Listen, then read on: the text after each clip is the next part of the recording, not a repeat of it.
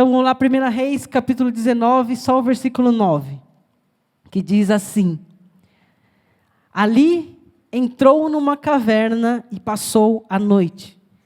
E a palavra do Senhor veio a ele: o que você está fazendo aqui, Elias? Pai, em nome do Senhor Jesus, nós somos totalmente dependentes do Teu agir aqui neste lugar, papai. Que a Tua presença, Senhor, fale aos nossos corações, Senhor. Que a Tua presença, Senhor, mude as nossas vidas, papai. Nós somos totalmente dependentes do Teu agir. Usa a minha vida para abençoar a vida dessas pessoas, em nome de Jesus. Amém? Amém. Então, vamos lá. Presta atenção aqui comigo. Vamos entender o que estava acontecendo aqui. 1 Reis. Essa palavra, quando a Bíblia fala que entrou numa caverna e passou a noite, ela está falando sobre Elias. Tá? Só para a gente entender. Elias, não se sabe quem era a mãe de Elias, não se sabe quem era o pai de Elias, a Bíblia não vai falar. A única coisa que a Bíblia vai falar é que Elias, o tesbista, o que é isso? Tebistas, é o lugar onde ele nasceu. Então, de repente, Elias ele aparece no capítulo 17 de 1 Reis. A gente lê o capítulo 19. Se você voltar 2 capítulos antes, no capítulo 17, Elias vai aparecer, do nada. Poucas informações sobre ele. A única coisa que a Bíblia vai falar é o lugar de onde veio, a cidade de onde ele nasceu. Que é uma cidade chamada Tisbe, uma cidade na região da Galileia, uma Galileia superior. Então, a respeito de Elias, a Bíblia vai falar Elias de Tisbe, a cidade que ele veio. Não vai falar quem é sua mãe, não vai falar quem é seu pai, não vai falar sobre sua infância, só vai falar que ele veio dessa cidade. Então, Elias aparece no capítulo 17.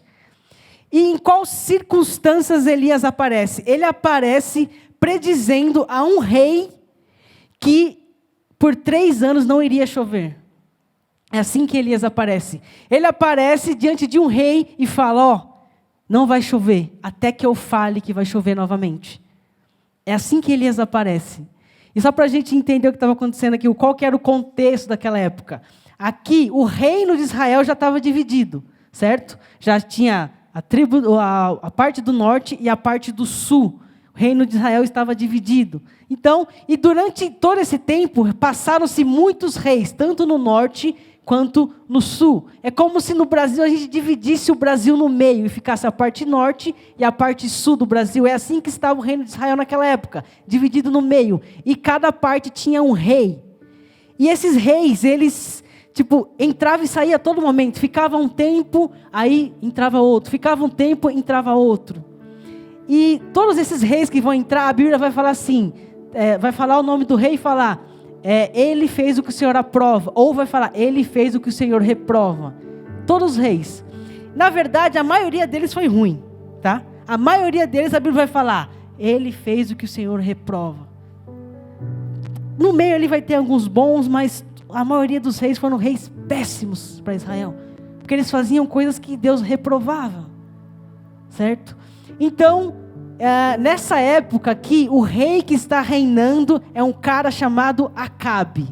Diga comigo, Acabe. Acabe. E esse cara, pensa num cara ruim. Esse cara era tão ruim que a Bíblia vai falar que ele despertou a ira de Deus mais do que qualquer outro rei. Esse cara conseguiu ganhar o prêmio de irritar a Deus. Porque a ira de Deus contra ele foi maior do que todos os outros reis. Então esse cara, ele era muito ruim. Ele era um rei muito ruim. E para piorar, ele se casou com uma mulher chamada Jezabel. Repita comigo, Jezabel. Jezabel. E se você é mais antigo de igreja, tem uma piada que fala, sua filha de Jezabel. Quem já escutou essa expressão? Se alguém te chama de filha de Jezabel, porque a coisa está ruim mesmo, hein? Porque se o rei era ruim, essa mulher era pior ainda. A tal de Jezabel era pior ainda.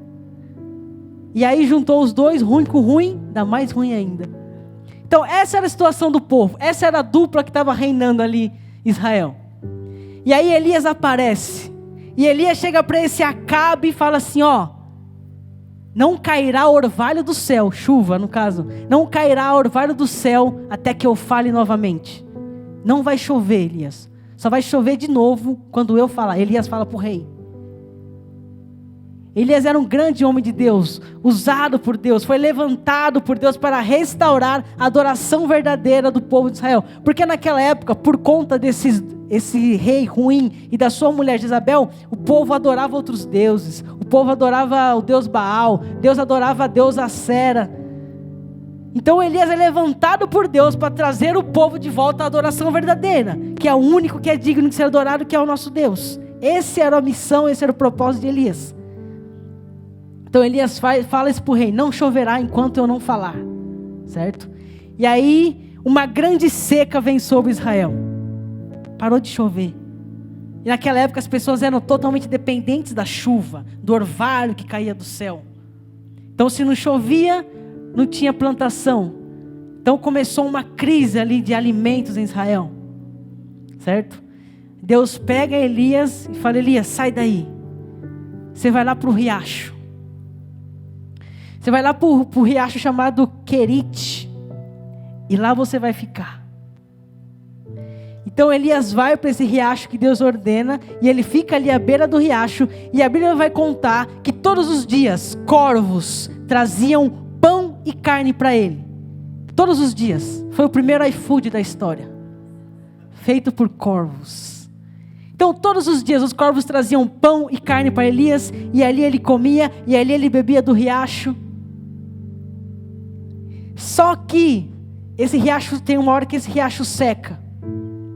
Quando esse riacho seca, Deus fala para ele: Elias, agora sai daí, e agora você vai para uma cidade chamada Sarepta. Então Elias sai de lá e vai para Sarepta. Cara, ali na beira do riacho estava muito confortável para Elias, porque ele estava à beira do riacho, ele tinha água para beber, os corvos traziam alimento para ele todos os dias. Então ali era a zona de conforto de Elias. E de repente Deus fala para ele: sai daí, vai para outro lugar.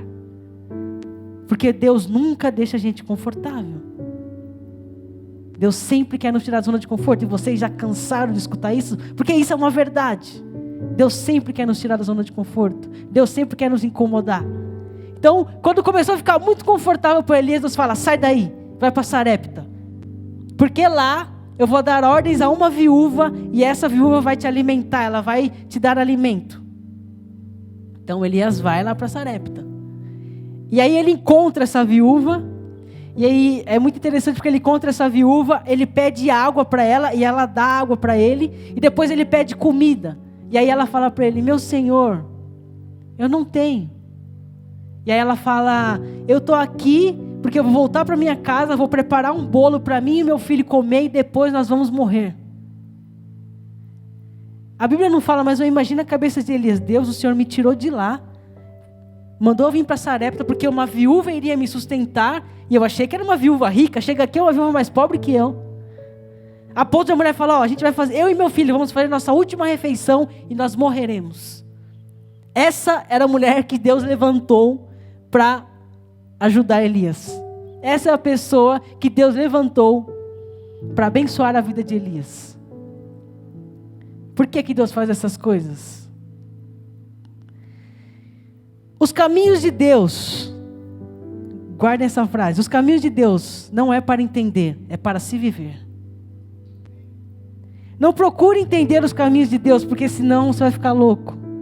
Só vive. Só vive os processos. Não procure entender, mas Deus, por quê? Por quê? Só vai. Certo? Então, essa situação que ele está, lá em Sarepta, com uma viúva, que Deus fala que ia alimentar ele, que ia dar alimento para ele, mas a viúva está mais quebrada que tudo. Então, Elias vai lá, ajuda aquela viúva. Aí tem aquele episódio lá que Elias fala para ela que a botija de azeite não ia cessar. Aí tem aquela música antiga que todo mundo conhece. Como é que é? Se a farinha e se o azeite faltar. Quem conhece essa música? Só os velhos de igreja, né? Deus proverá, essa aí mesmo. Mesmo se a farinha e o azeite faltar, Deus proverá. É dessa passagem que saiu essa música. Porque aí a história daquela viúva muda. A partir do momento que Elias está ali com ela, a Bíblia conta que não cessa o azeite da botija, não cessa. Deus provê na vida daquela mulher, e Elias está ali com ela. Mas de repente acontece uma coisa: aquela viúva, ela tinha um filho, e o filho dela morre.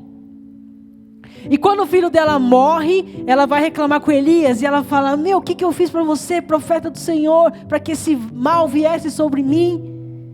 A Bíblia vai contar que Elias pega o menino, leva ele para o andar superior da casa, e Elias se deita sobre o menino 3 vezes, e clama para que Deus ressuscite aquele menino, e é o que acontece, aquele menino é ressuscitado.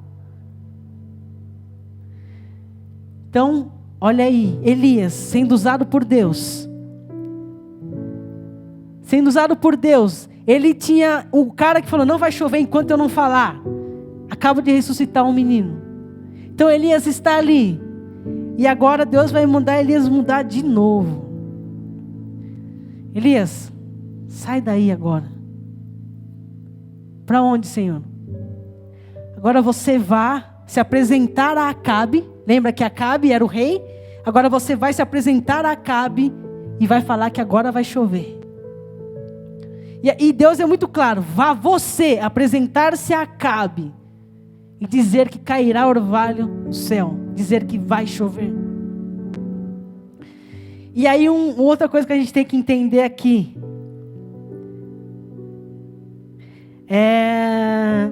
esse Acabe, esse rei, ele tinha um cara que comandava o palácio dele. Ele tinha um cara que ajudava ele a administrar o palácio, a administrar o reino. Esse cara chamava Obadias, certo? E sobre esse Obadias, a Bíblia vai dizer assim: Obadias era homem temente a Deus. Então, embora esse homem trabalhasse para Acabe, a Bíblia vai contar que ele era temente a Deus. E naquela época, a mulher do rei Jezabel, ela estava matando geral os profetas do Senhor. Estava matando todos os profetas do Senhor. E esse Obadias, empregado do rei, ele pega 100 dos profetas do Senhor e esconde esses profetas em 2 cavernas. A Bíblia vai contar que ele coloca 50 em uma e 50 em outro. Para quê? Para esconder esses profetas de Jezabel, que estava matando todos os profetas do Senhor. E ela esconde esses profetas em 2 cavernas, 50, 50. E a Bíblia vai contar que ele fornecia alimento para esses profetas, dentro de uma caverna. Guarde essa informação, dentro de uma caverna. Aqueles profetas estavam protegidos. E eles recebiam alimentos desse cara. E ele estava correndo um grande perigo de vida, porque se o rei descobrisse, se Jezabel descobrisse que ele estava ajudando os profetas que ela tanto queria matar, com certeza ele morreria. Mas ele era homem temente a Deus. E aí, continuando a história. Então Elias, Deus fala: vá apresentar-se a Acabe. E aí certa vez Acabe pegou esse servo dele, Obadias, e falou: Obadias, a gente precisa procurar capim pelo reino para alimentar os animais. Então eu vou para um lado, você vai para o outro, porque senão a gente vai ter que sacrificar os animais e tal, então vamos procurar. E aí o rei vai para um lado, Obadias vai para o outro. E no caminho que Obadias vai, ele encontra Elias. E aí quando ele encontra Elias, Elias fala para ele: vai dizer ao seu rei que Elias está aqui. E aí Obadias fala: meu, você está doido? Se eu chegar lá para o rei e falar que eu te encontrei e não fiz nada para você, ele vai me matar. Porque ele colocou todo o reino atrás de você. Você está procurado. Tem uma recompensa por sua cabeça. Eu não posso voltar para o rei e falar: eu encontrei Elias, ele vai me matar. Então Elias fala: tá bom, então eu vou lá. Então Elias vai. E a ordem do Senhor era: vá você apresentar-se a Acabe. Então Elias vai ao encontro do rei Acabe. Quando o rei vê Elias, o rei fala assim para ele: é você, perturbador de Israel? E aí Elias fala: você que é o perturbador, você é essa sua mulher. E aí ele começa meio uma discussão entre eles. E aí Elias fala para ele: convoque todo o povo e mandem eles me encontrar no Monte Carmelo. E leve também os 450 profetas de Baal e os 400 profetas de Acera que a sua mulher alimenta.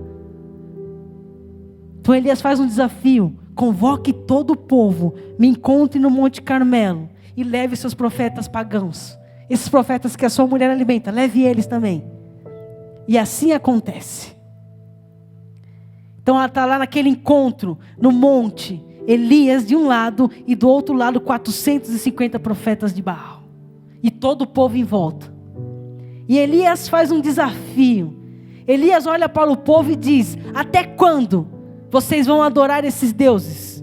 E Deus fala: se esses deuses são os verdadeiros, que vocês o adorem.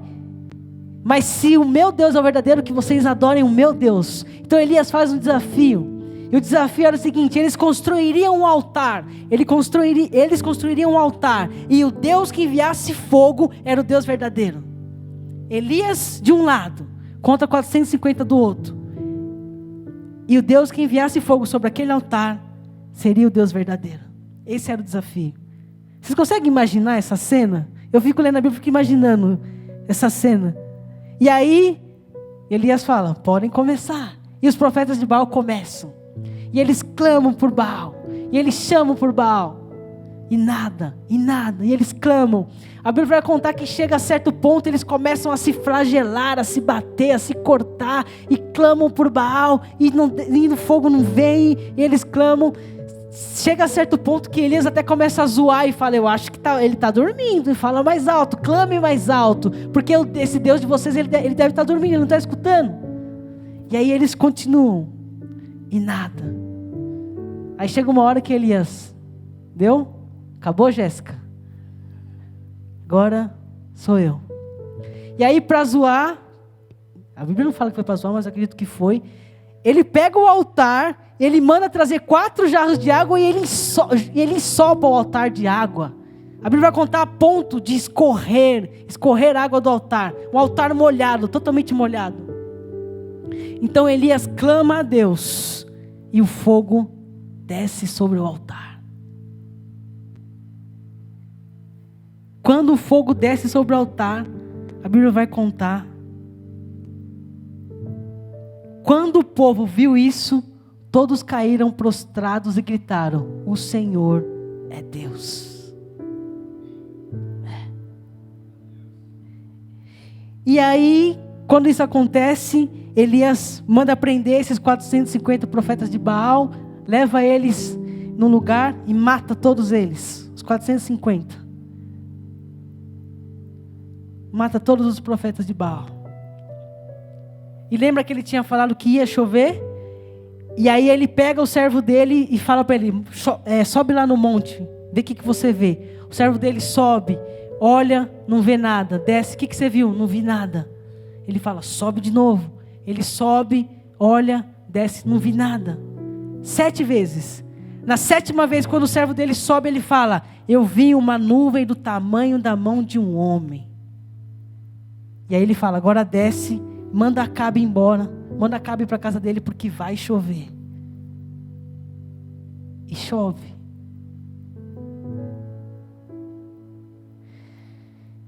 E aonde eu quero voltar é aqui.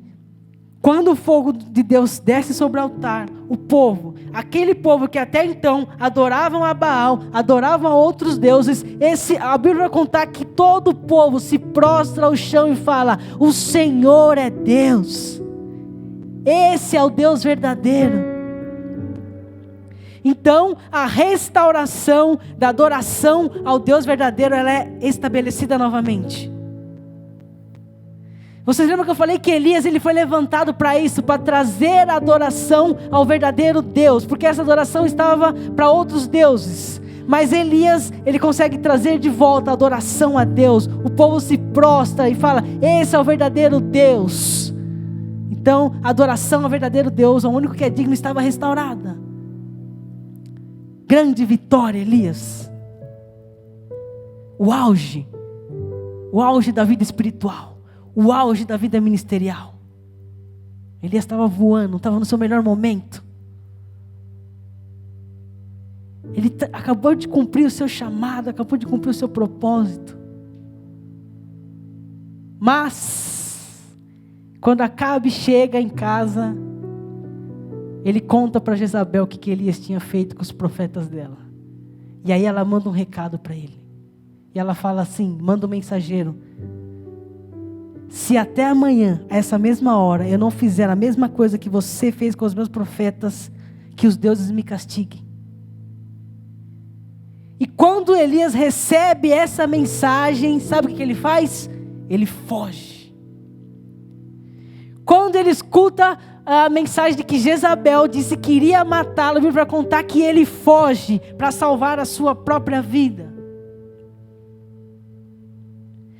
O grande Elias, o cara que tinha acabado de clamar e tinha descido o fogo do céu, ele foge. E a primeira coisa que ele faz, a Bíblia vai contar que ele tinha um servo que acompanhava ele, tipo um amigo, ele deixa esse cara, foge, entra no deserto e clama, chega a ponto de pedir para Deus levar ele embora.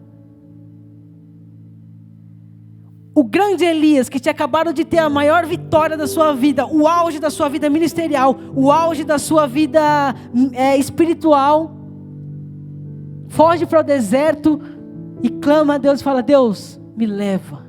Ele é tomado de um grande desânimo, depois de uma grande vitória. Depois de um grande dia, o desânimo vem sobre Elias. E a primeira coisa que ele faz é se isolar. A Bíblia conta que ele deixa o servo dele e vai para um deserto. E aí tem o versículo que a gente leu. Ele entra numa caverna. E ali ele passa a noite.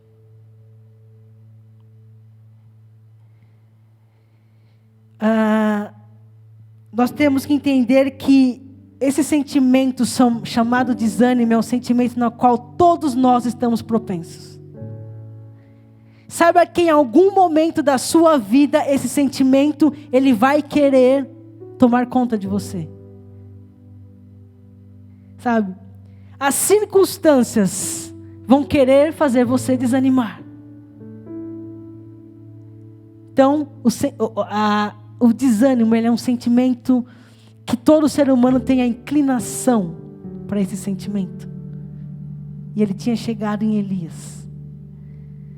Mas a primeira coisa que a gente aprende é que quando esse sentimento ele querer tomar conta de você, a primeira coisa que você não deve fazer é se isolar. Não se isole, não fique sozinho quando você estiver desanimado. Pelo contrário. Quando você estiver desanimado, aí que você precisa de pessoas ao seu lado. Aí que você precisa de pessoas te dando ânimos, injeção de ânimo. Te ajudando a se levantar novamente e a continuar a caminhada. O grande Elias, usado por Deus, agora está dentro de uma caverna e pede para Deus levar ele embora, porque ele não aguenta mais. Outra coisa que eu aprendo aqui, talvez o maior desânimo da sua vida possa vir depois de uma grande vitória. Talvez o maior desânimo da sua vida possa vir depois de uma grande realização. Aquele cargo que você tanto queria na empresa, você conquista. E depois você desanima sem saber por quê. Talvez você casa. E você fala, é agora. Mas um desânimo toma conta de você. Alguma realização, alguma vitória, algo que você desejava muito, você conquista. E logo em seguida vem esse sentimento chamado desânimo sobre a sua vida e você não sabe entender o porquê. Porque ele pode vir após uma grande vitória. Então esse é o estado que Elias está. Dentro de uma caverna. Não querendo mais nada.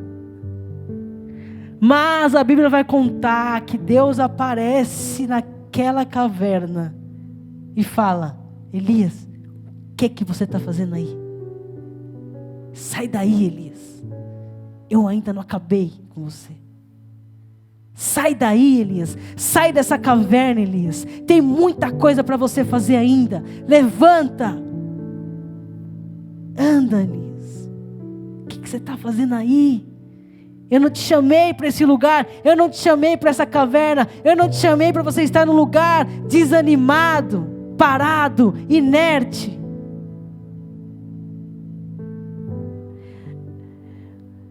Primeira Coríntios, 2 Coríntios, capítulo 4, versículos 16, 17 e 18, diz assim: Por isso, não desanimamos. Embora exteriormente nos desgastemos, interiormente estamos sendo renovados dia após dia. Porque a nossa leve e passageira tribulação produz para nós eterno peso de glória acima de toda comparação. Assim, fixamos os olhos não naquilo que se vê, mas o que não se vê. Pois o que se vê é transitório, mas o que não se vê é eterno. Algumas versões vão dizer, pois o que não se vê é passageiro. Quando Paulo diz, por isso não desanimamos, ele está querendo dizer que, embora esse sentimento exista, embora o sentimento de desânimo ele queira tomar conta de nós, nós não permitimos, nós não deixamos que esse sentimento tome conta do nosso coração. É por isso que ele fala, por isso não desanimamos, porque ele está querendo nos dizer que é possível vencer esse sentimento, que é possível estar num lugar onde esse sentimento não vai te dominar e não vai te parar. Por isso não desanimamos. É possível viver acima do desânimo. Ele fala, embora exteriormente estejamos a desgastar-nos. O que isso quer dizer? Embora nós estamos envelhecendo, embora todo dia é mais um dia, mas também é menos um dia, embora o nosso corpo esteja se desgastando, por dentro estamos sendo renovados dia após dia. O que ele quer dizer com isso? Que é possível ver as coisas melhorarem, é possível ver as coisas melhorarem do que piorarem, é possível ver a glória de Deus manifestada e as coisas mudando e melhorando, renovação dia após dia, amém? É possível ser renovado dia após dia. E aí ele vai falar, assim, fixamos os olhos, não naquilo que se vê, pois o que se vê é passageiro. O que ele está falando? Nós não colocamos os olhos nas circunstâncias, nós não colocamos os olhos no que está acontecendo ao nosso redor, mas nós colocamos os olhos naquilo que não se vê, naquilo que os nossos olhos não estão vendo. Existe um agir invisível de Deus, no qual os meus olhos e os seus olhos, eles não enxergam, mas ele está acontecendo. Existe um agir invisível de Deus. Então ele vai dizer isso. Fixa os olhos no que você não está vendo. Sabe, tem uma parábola muito interessante que Jesus conta. Jesus ensinava muito por parábolas. E uma dessas parábolas eu gosto muito, que é a parábola da semente. Que ela diz assim, ele prosseguiu dizendo, o reino de Deus é semelhante a um homem que lança a semente sobre a terra. Noite e dia, quer esteja dormindo, quer esteja acordado, a semente germina e cresce, embora ele não saiba como. O que ele está falando aqui? Ele está falando sobre sobre ele jogar uma semente, ele joga uma semente e a Bíblia vai contar, embora ele esteja acordado ou dormindo, embora ele não esteja vendo, aquela semente ela está germinando. O que isso me ensina? Que existem processos de Deus, existem agir invisíveis de Deus, que quer eu esteja acordado, quer eu esteja dormindo, quer meus olhos vejam, quer meus olhos não vejam, está acontecendo, a semente está germinando. Existem coisas que você plantou na sua vida, existem plantações que você fez, que você não está vendo os frutos, que você não está vendo essas sementes germinarem, mas quer você esteja acordado ou dormindo, quer você esteja lá em cima olhando, quer você esteja em outro lugar, quer os seus olhos vejam, quer os seus olhos não vejam, a semente está germinando, o agir invisível de Deus está acontecendo. É por isso que nós continuamos, é por isso que nós permanecemos, mesmo nós não vendo, nós plantamos. Então isso é fixar os olhos naquilo que não se vê. Amém? E vocês lembram que eu falei no começo, que essa palavra é uma palavra que Deus me deu lá em 2017, quando eu estava no meu segundo ano do seminário, faltava acho que 3 meses para me acabar o seminário, e tipo assim, eu já estava num nível muito cansado, Porque realmente o seminário que a gente fazia, ele é um pouco desgastante, né? Ele desgasta um pouco a gente. E porque ele era muito corrido e tinha muita coisa para fazer. A gente servia em tudo que era lugar. Hoje a gente pode escolher onde a gente quer servir. Eu quero servir no Kids, eu quero servir no New, eu quero servir no Up. Como a gente era seminarista lá da igreja, a gente servia em tudo, velho. Vai ter coisa com as crianças, a gente ia. Vai ter coisa com os velhos, a gente ia. Vai ter coisa na rua, a gente ia. A gente servia em tudo que você possa imaginar. Tem alguns aqui que fizeram que sabe, a Kézia, o Vitor, a Gi. A gente estava em tudo, mano. Tudo a gente estava. Então ele era um pouco desgastante. A gente só tinha folga de segunda-feira. Isso quando não perdia a folga também. Então era um seminário que era desgastante, mas sim, era maravilhoso. Mudou a minha vida.